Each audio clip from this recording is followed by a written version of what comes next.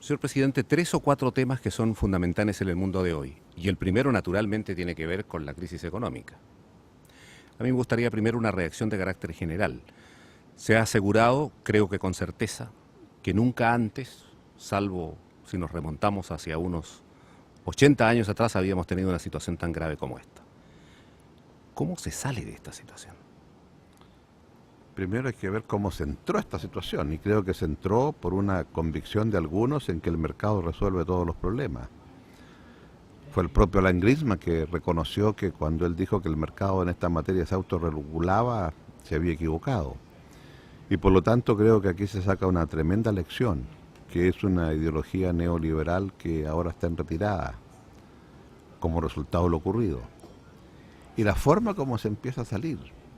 Hay dos temas: la salida de la coyuntura y la salida de largo plazo. En la coyuntura, todos los esfuerzos que se están haciendo para fortalecer los bancos y restablecer las corrientes crediticias. Ahora se anuncia el nuevo plan del secretario Paulson, en donde además está pensando poder entregar elementos para poder afianzar el consumo y que la economía empiece a funcionar nuevamente. Todo esto, por cierto, con ingentes recursos por parte del Estado, como dicen en Estados Unidos, los contribuyentes que están pagando esto. Sin embargo, creo que el tema más de fondo tiene que ver con cómo ordenamos el nuevo sistema financiero internacional. Porque es esta arquitectura internacional la que surgió después de la Segunda Guerra Mundial, en los acuerdos de Bretton Woods de 1944, y se establece el Fondo Monetario y el Banco Mundial. Esta arquitectura sufrió un primer embate enorme en 1971, cuando Estados Unidos decide que el dólar no será más convertible en oro.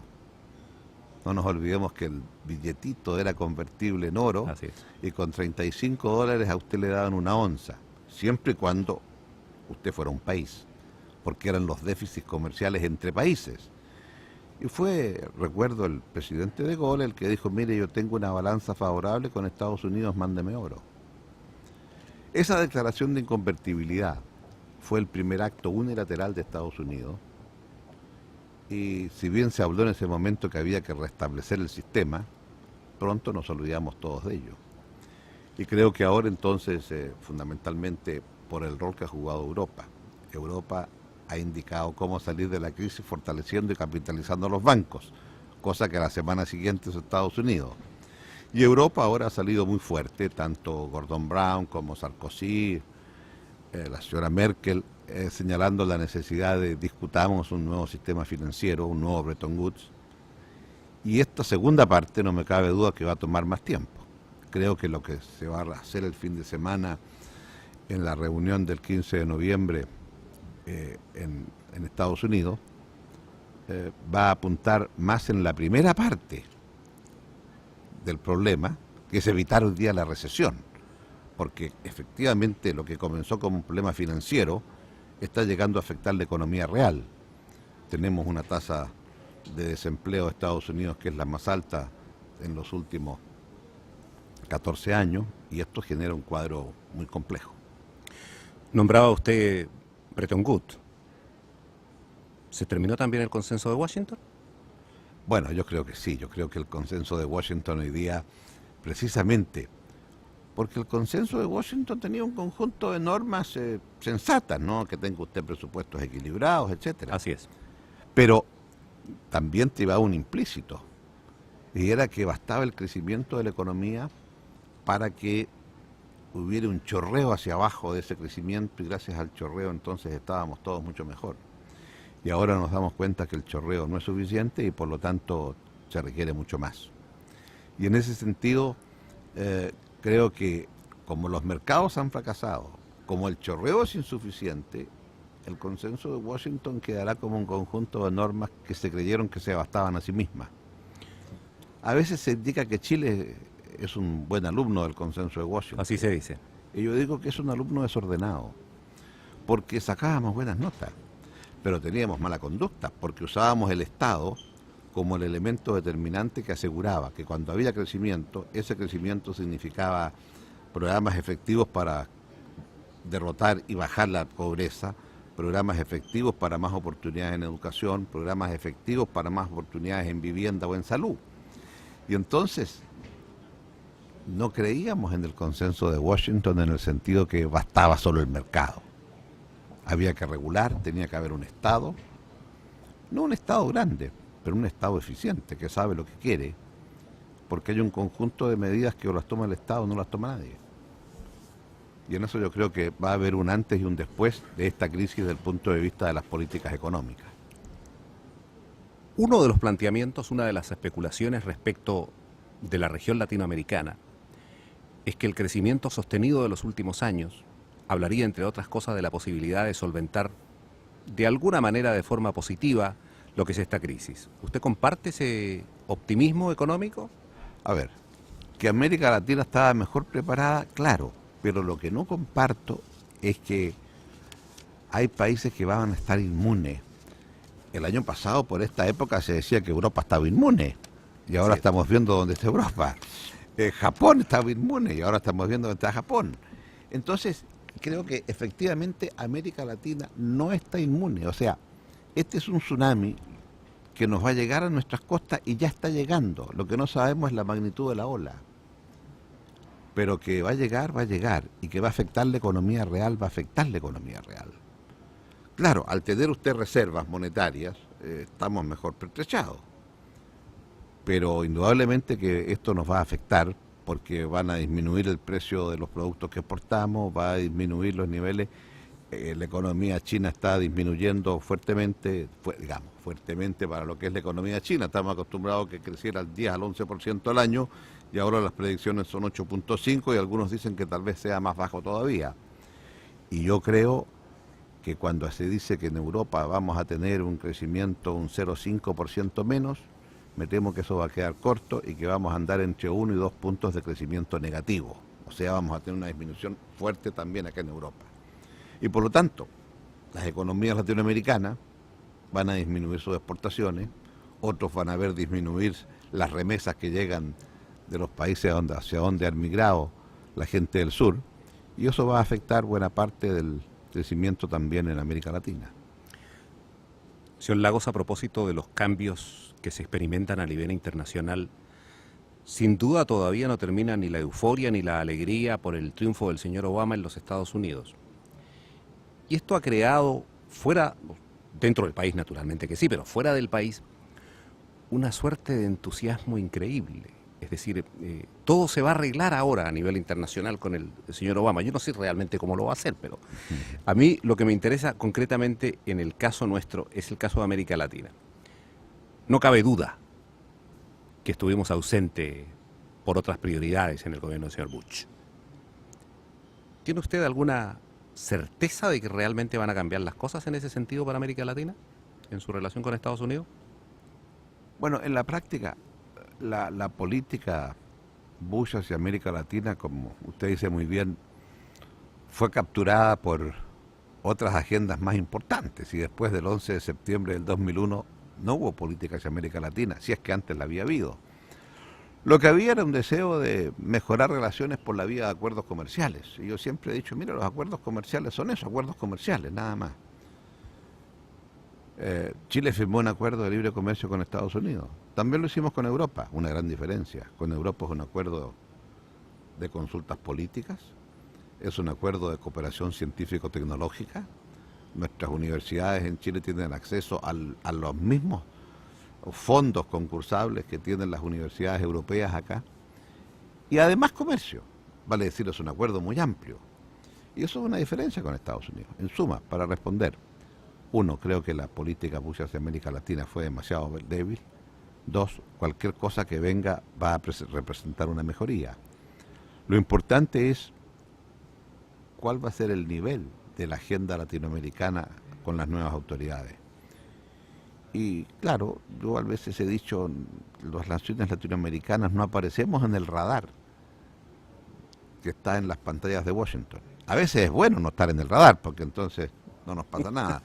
Pero en este caso creo yo que probablemente va a haber un cierto cambio, va a haber un cierto interés de qué es lo que está pasando en la región. Lo único que yo esperaría es que se entienda que la relación Estados Unidos-América Latina ahora tiene que ser una relación mucho más madura. Estamos hablando de un continente con países de ingreso medio. La mayor parte de nuestros países no califican para ayuda. Y todavía en la concepción de relaciones Estados Unidos-América Latina está el concepto que Estados Unidos otorga ayuda. Eso no es así. El nivel de relaciones nuestras con Estados Unidos va a ser mayor o menor, según tengamos más o menos coincidencia en buena parte de la agenda multilateral. Vamos a tener coincidencias o discrepancias grandes en la agenda de la ronda de Doha en materia comercial. Vamos a tener coincidencias o discrepancias grandes en lo que hablábamos delante sobre el tema financiero. Vamos a tener coincidencias fuertes o pocas en materia de cambio climático, en materia de migraciones. Para Estados Unidos el tema migratorio es política interna y para nosotros la migración es un tema de política exterior que tenemos que conversarlo con los Estados Unidos. ¿Cómo es posible hablar en un mundo global? Todo está globalizado, intercambiamos bienes, intercambiamos servicios, los flujos monetarios van y vienen. Y lo único que no puede pasar de una frontera a otra es el ser humano. ¿Qué globalización es esta? Que se globaliza todo, menos el ser humano. Y por lo tanto creo que este va a ser uno de los temas importantes. El tema de la droga, otro tema muy importante y las consecuencias que tiene.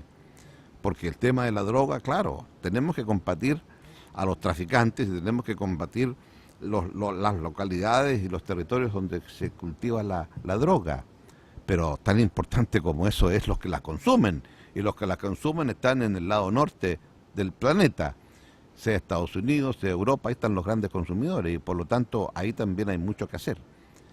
Es decir, hay un conjunto de temas que tienen que ver con temas más de una política multilateral, como es cada uno de estos temas que he mencionado.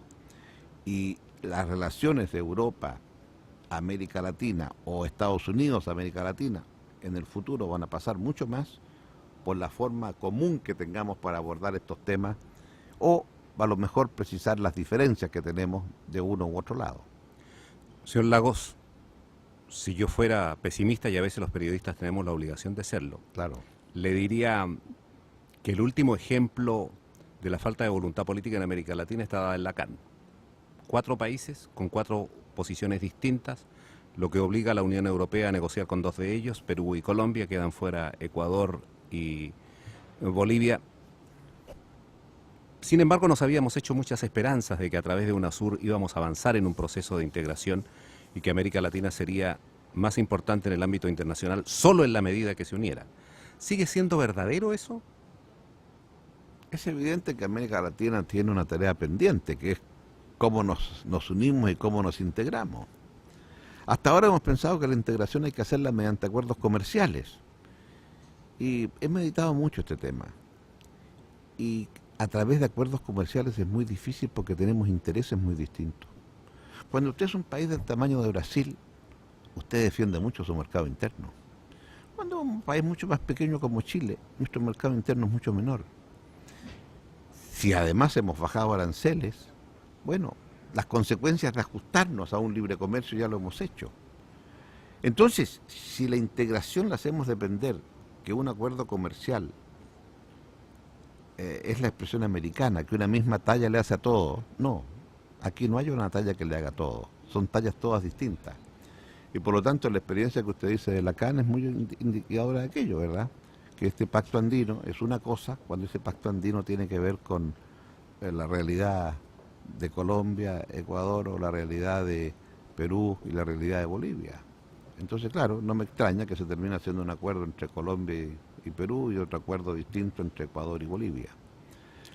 Y creo que en ese sentido a los latinoamericanos a lo mejor nos iría mucho mejor si pensáramos que Europa partió la integración con una comunidad del carbón y el acero. Bueno, ¿y por qué no hacemos una comunidad de recursos energéticos nosotros? Y unos aportarán petróleo, otros aportarán gas, Chile podrá aportar energía hidroeléctrica, que tenemos mucho en el sur. Es decir, hacemos un anillo energético que nos convenga a todos, ¿verdad? En ese sentido, podría ser UNASUR algo que le diera sustancia a esto. Porque esto tiene que ver también con la convocatoria geográfica. UNASUR, ¿qué es lo que es? Si no es un entendimiento de los países de América del Sur, que a partir de una infraestructura en este sentido se puede avanzar más rápido. Pero en fin, eso creo que son temas más complejos. Pero sí creo que las relaciones con Estados Unidos y también con Europa van a estar determinadas por los temas multilaterales más que los temas clásicos del pasado. Señor presidente, y con esto voy a concluir. Una sola pregunta sobre su país. Chile es exhibido como un éxito económico a nivel internacional y se habla sobre todo de los índices de la reducción de la pobreza. ¿Es posible seguir reduciendo la pobreza con la actual política? A ver, qué buena pregunta esa. Porque mi convicción, entre el año 90 y el 2000, bajamos la pobreza de un 38% a un 21%, 22%. Así es. Y en los últimos años de la década anterior ya se nos pegó en torno al 20%. Y cuando llegamos al gobierno tuvimos un gran debate de si nos servían las mismas políticas y concluimos que no. Porque las políticas que habían sido efectivas para bajar del 38 al 20 no nos estaban sirviendo para seguir. Y tuvimos que pensar en políticas distintas, como fue Chile Solidario, llegar directamente al sector más indigente de la población, golpear la puerta de la casa de cada uno de ellos y decirle qué se podía hacer, etcétera. En otras palabras, cuando las políticas contra la pobreza son exitosas, hay después que cambiarlas porque usted está llegando a niveles o costras de pobreza más dura, en que la gente es tan pobre que ni siquiera sabe cuáles son los derechos que tienen por ser tan pobres. Yo me acuerdo una vez en una entrega de certificados a personas que estaban en el programa Chile Solidario para combatir la pobreza dura, una mujer que me dijo, ¿sabe lo más importante de este programa, presidente?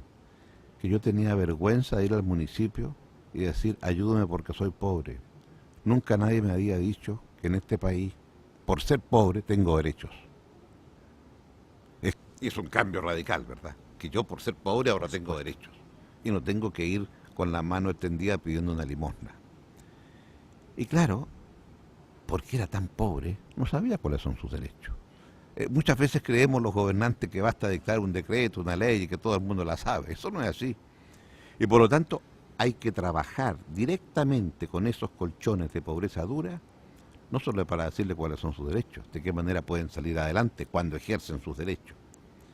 Y eso nos permitió entonces bajar en un periodo de 6 años de 21% a 13%.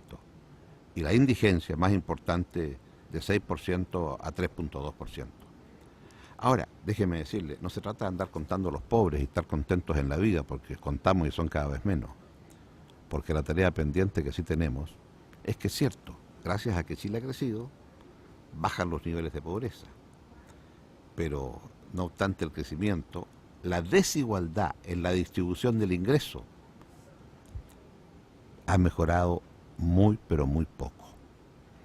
Y esto entonces nos obliga, es cierto, estoy hablando de desigualdad medida en nivel de ingreso monetario. Cuando a esa desigualdad le agrego lo que el Estado entrega, entonces, en ingreso monetario, el quintil más rico tiene 14 veces de ingreso mayor promedio que el quintil más pobre, 14 veces. Si al ingreso monetario le agrego el ingreso que perciben por los distintos programas sociales o las transferencias de recursos monetarias, pensiones asistenciales, por ejemplo, las 14 veces entre el quintil más rico y el quintil más pobre se reduce a 7 veces. O sea, ha habido una mejora. El tema es cuánto podemos avanzar para tener una distribución de ingresos antes de las prestaciones sociales. Y en eso creo que nos queda todavía mucho por avanzar, porque en el largo plazo esto depende de mejorar los niveles educacionales. Y no obstante que en educación hemos avanzado, una sola cifra que me gusta siempre decir, en el Chile de hoy, de 10 alumnos que están en la universidad, 7 son primera generación en sus familias que llegan a la universidad. Y ese sí es un salto monumental, ¿verdad? Pero hasta que estos 7 que son primera generación que llegan a la universidad empiecen a producir ingresos y cambien la distribución, pasarán 10, 15 años. Señor presidente, muchísimas gracias. Gracias a usted.